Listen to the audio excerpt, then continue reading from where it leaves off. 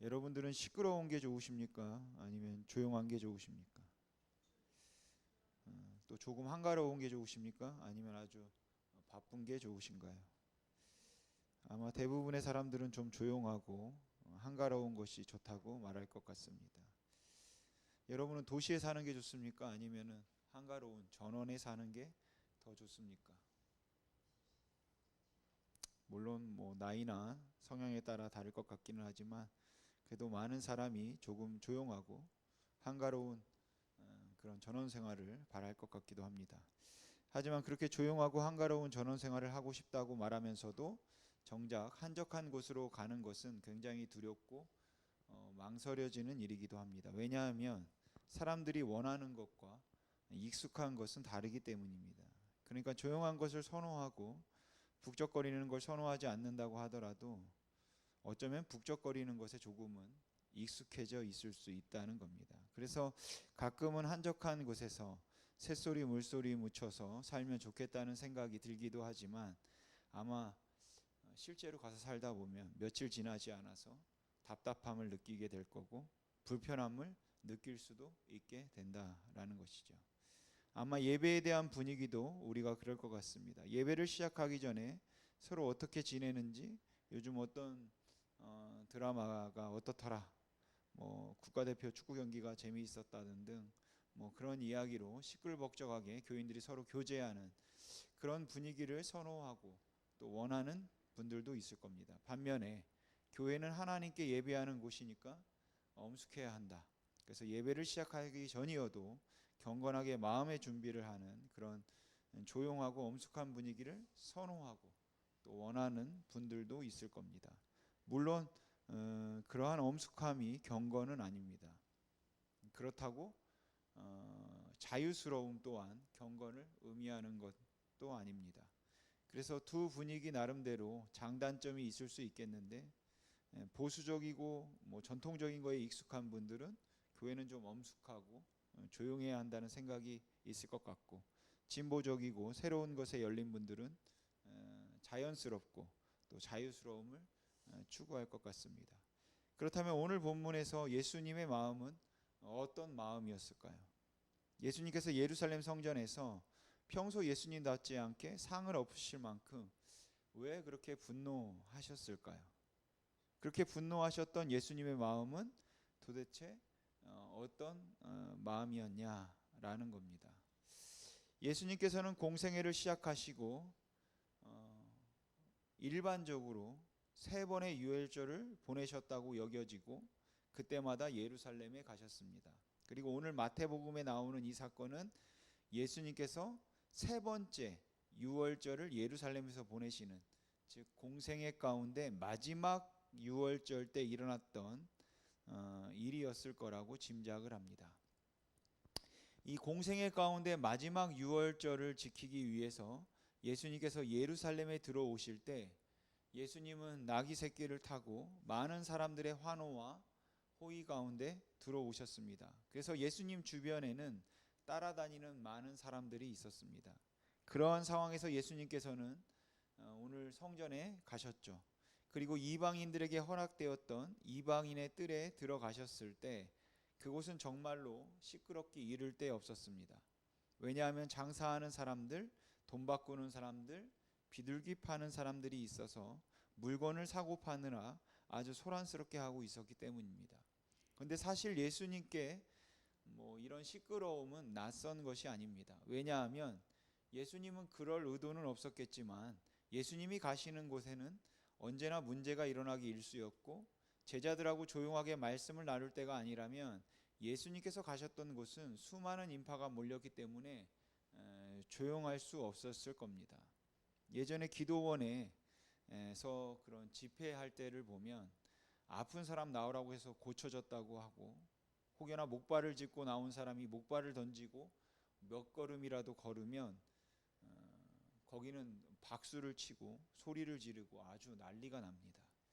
마찬가지로 예수님께서 병을 고치시고 설교하실 때 엄숙하고 질서 있게 이 일이 일어났을 리가 만무하다라는 것이죠. 예수님께서 병을 고치시는데 한 사람씩 조용히 와서 한 사람씩 조용히 고침을 받고 조용히 돌아갔을까요?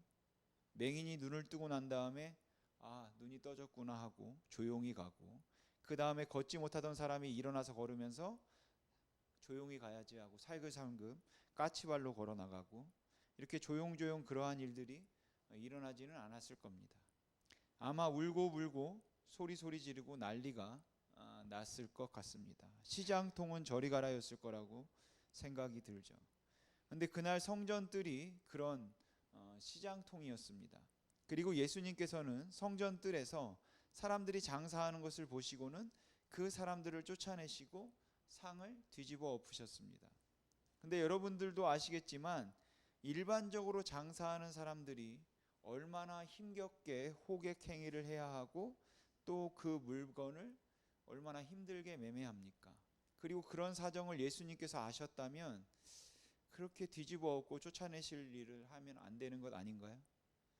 아마 예수님의 이런 그 돌발적인 행동에 예수님을 따라왔던 모든 사람들, 그리고 예수님을 평소에 따라다니며 보았던 제자들까지도 굉장히 당황하고 아연질색했을 겁니다. 여러분, 도대체 예수님께서는 왜 이렇게 화를 내신 걸까요? 예수님을 화나게 만든 건 무엇이었을까요? 혹시 예수님께서는 이제 며칠 후면 죽임을 당하게 되는데 이제 곧 내가 세상을 떠나게 되는구나 라는 그 심란한 마음 때문에 심기가 굉장히 불편하셔서 그렇게 시끄럽게 막 웃고 떠들며 장사하는 모습이 화가 나셨던 걸까요? 내 마음은 이렇게 심란해 죽겠는데 도대체 이것들은 자기를 위해서 내가 죽으러 가는데도 아무것도 모르고 이렇게 장사만 하는구나, 그게 예수님을 화나게 한 걸까요? 아니면 거룩하고 엄숙해야 할 장소에서 장사를 해서 그걸로 예수님은 화가 나신 걸까요? 왜 이 거룩한 곳에서 돈을 주고받고 매매 행위를 하느냐고 화를 내신 걸까요? 아니면 장사는 아니더라도 만민이 기도하는 집이라 다들 엄숙하고 조용하게 기도해야 하는데 왜 이렇게 시끄러운가 해서 그런 화를 내신 걸까요? 사실 당시 유대인들의 경우에 있어서는 기도를 그렇게 조용히 한 사람들은 아니었습니다. 더구나 오늘 말씀을 보면 엄숙하고 경건해야 할 장소에서 사람들이 너무 경건하지 못하게 웃고 떠들어서 기도하는 사람들에게 방해가 되어서 예수님께서 화를 내신 건 아닌 것 같습니다. 물론 기도나 예배를 방해해서는 안 되지만 오늘 본문 말씀은 기도를 방해하는 그런 장면은 아니라는 것이죠. 당시 이방인의 뜰에서 사람들이 웃고 떠드는 것은 성전에서 제사를 드리고 예배를 하는 것과는 다른 겁니다. 장소가 다르기 때문이죠. 아마 지금으로 이야기하자면 물론 성전과 지금의 교회 건물이 다르긴 하겠지만 그래도 비교해서 이야기하자면 로비나 친교실에서 사람들이 교제하고 웃고 떠드는 것과 마찬가지다라고 할 수 있습니다. 그런데 왜 예수님께서는 기도하는 집이라고 말씀하셨을까요? 저는 오늘 여러분들과 본문에서 이 예수님의 마음을 헤아려 보기 위해서 두 가지 정도를 생각해 보고 싶습니다. 우선 하나는 14절 말씀입니다. 맹인과 저는 자들이 성전에서 예수께 나아오매 고쳐주시니, 제가 예상하기로는 예수님이 오신 후에 성전 안은 그 이전보다 훨씬 더 시끄러워졌을 겁니다. 여러분, 예수님께서 이곳은 기도하는 집인데 왜 여기서 장사를 하느냐고 그 장사하는 사람들을 다 내쫓으시는 소동을 일으키고 난 다음에 병자들이 예수님에게 몰려왔습니다. 시각장애인이 왔고 지체장애인이 왔습니다.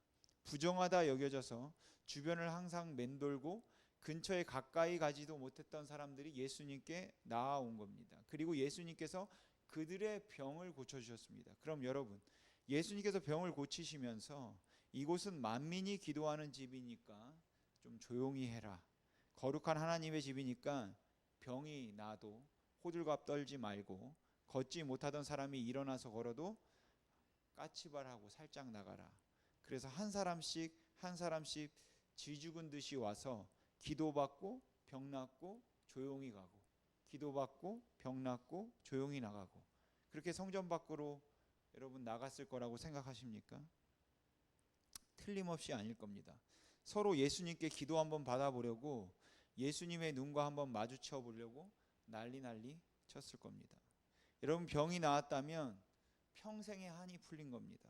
너무 감격스러워서 소리를 질렀을 거고, 그리고 걷지 못하던 이들이 걷고 보지 못하던 아들이 보게 된 것을 보고 아마도 그 부모들, 그 지인들은 그냥 까무러쳤을 겁니다. 또한 구름대처럼 몰려든 사람들은 그 광경을 보면서 환호성을 질렀겠죠.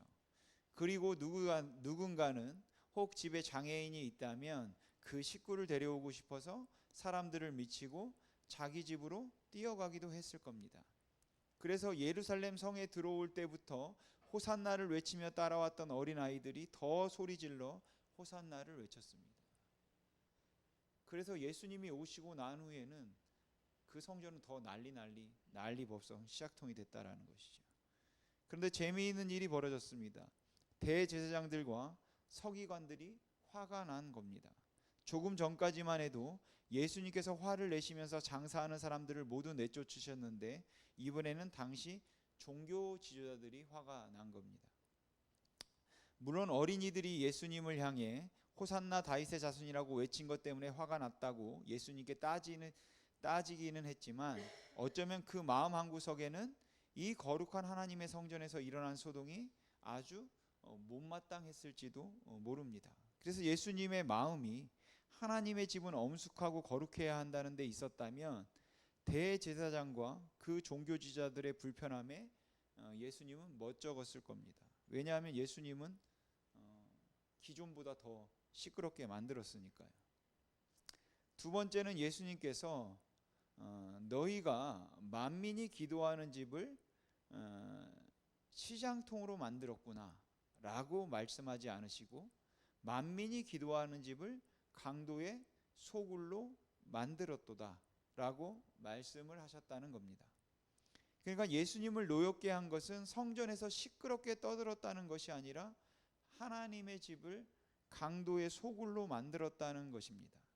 그러니까 장사를 했다는 것 때문에 문제를 삼는 것이 아니라 강도의 소굴, 거기에서 강도짓이 일어나고 있었다라는 것이죠. 착취가 일어났다는 말을 하고 있는 겁니다. 여러분 1년에 한 번 유월절이 되면 각지에 흩어져 있던 유대인들이 예루살렘에 와서 제사를 드렸습니다. 그래서 그들은 예루살렘에 오면 제사를 드려야 하기 때문에 제물이 필요했고 성전에 세금을 내기 위해서 돈이 필요했습니다.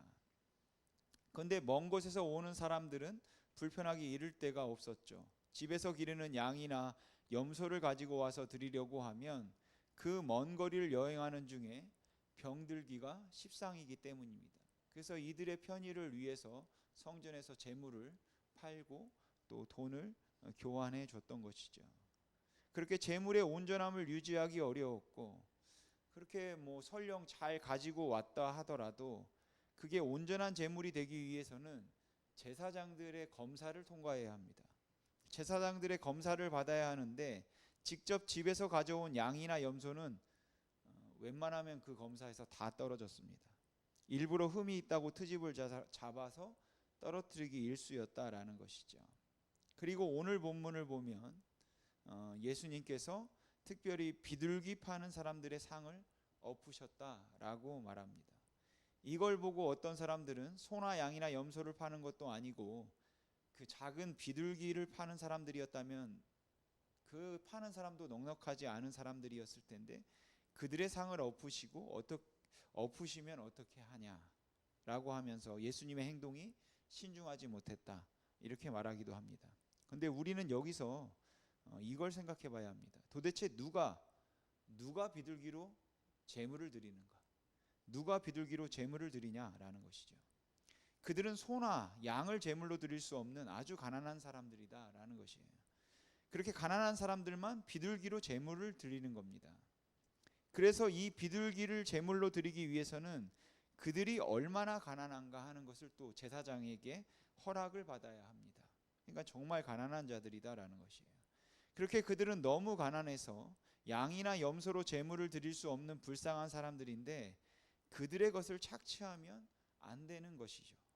그런데 이 장사하는 자들이 이 불쌍하고 연약한 사람들의 재물을 오히려 자기들의 돈을 버는 빌미로 사용했던 것이고, 어렵게 힘든 사람들을 도와주지는 못할 망정 그들을 착취해서 제사장들은 부자가 되었다는 것입니다. 그래서 결론적으로 말씀을 드리고 싶은 것은, 예수님의 마음은 성전의 거룩함에 있는 것이 아니라 예수님의 마음은 그 백성들의 고통에 있었다는 겁니다.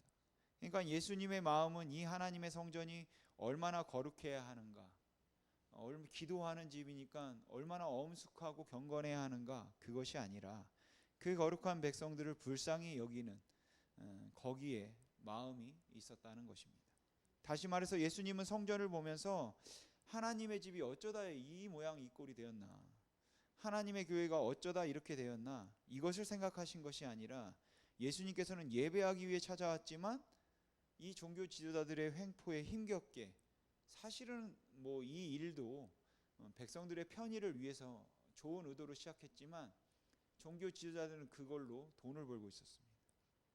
그래서 그 횡포에 힘겹게 재물을 구해야 했던, 그래서 몇 배나 돈을 더 주고도 그 재물을 살 수밖에 없었던 이 가난하고 경건한 사람들에 대한 착취를 안타까워하시고 분노하셨다라는 것이죠. 그러니까 예수님의 마음은 사람들에게 있었고, 특별히 불쌍한 사람들의 그 불쌍한 처지를 안타까워하셨던 것입니다.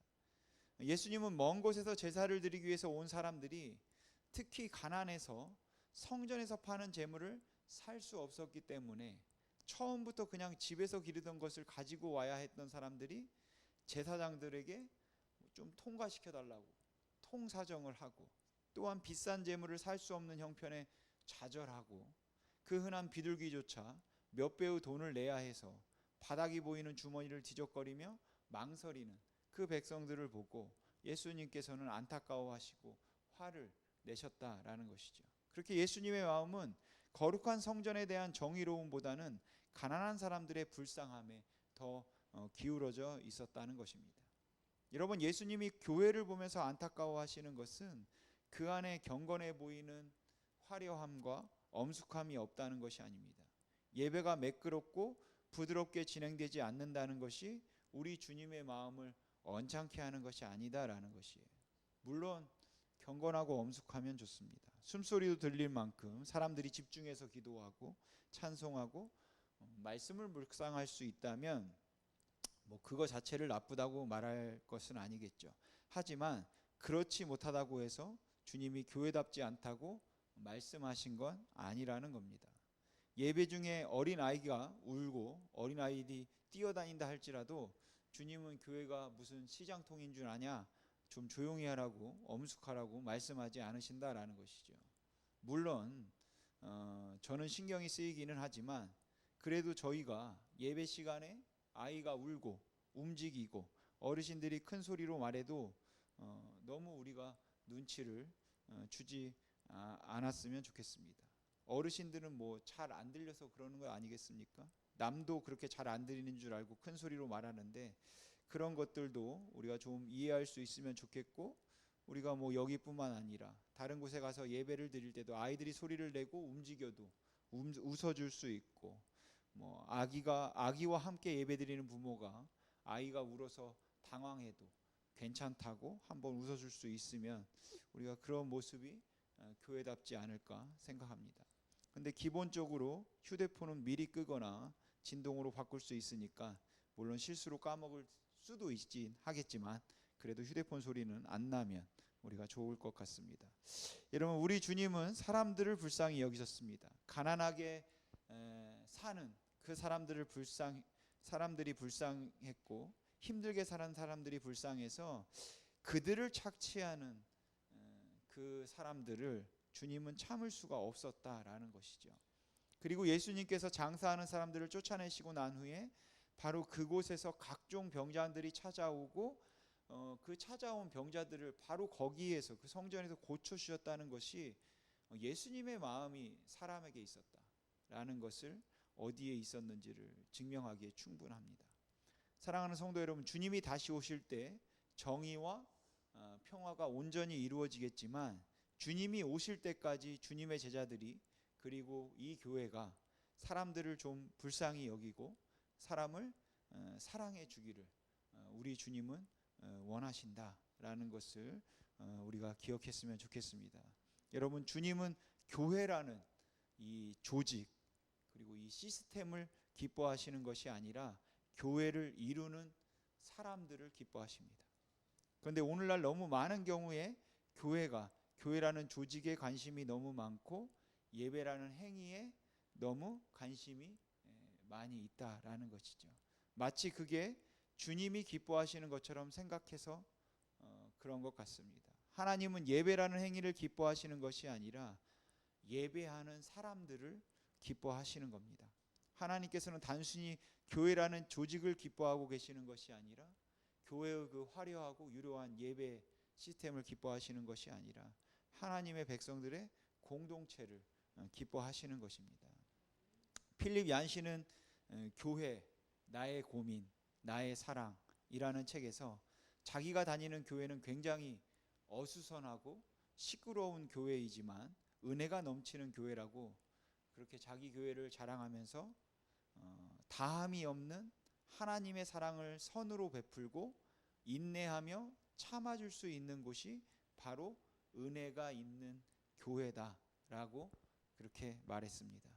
여러분, 주님은 사람을 불쌍히 여기십니다. 우리에게 아프고 병든 사람들을 고칠 능력은 없지만 주님께서 자비를 보여주시도록 우리가 그 연약한 사람들을 기억할 수 있고 그들을 위해서 기도할 수는 있습니다. 우리가 그런 것들을 잘 해나갔으면 좋겠습니다. 그래서 교회에서 바자회를 하느냐, 교회에서 장사를 하느냐, 커피를 파느냐 하는 것보다 훨씬 더 심각한 문제가 교인들의 그 연약함과 교인들의 그 궁핍함과 교인들의 그 아픔을 이용해서 혹시 교회가 성장을 도모하고 있지는 않은가 하는 것이 더 심각한 문제라고 생각합니다. 여러분, 힘이 있건 없건 능력이 있건 없건 사람을 소중히 여길 수 있는 곳이 교회입니다. 그래서 바라기는 우리가 정말 예수님을 사랑하는 만큼 예수님의 마음을 헤아려 볼 수 있고 예수님의 마음을 이해할 수 있기를 원합니다. 그래서 예수님의 마음이 사람에게 있다, 이것을 잊지 않고 그 예수님의 마음을 닮아 예수님의 마음이 있는 곳에 우리의 마음도 향하기를 주님의 이름으로 소망합니다. 기도하겠습니다.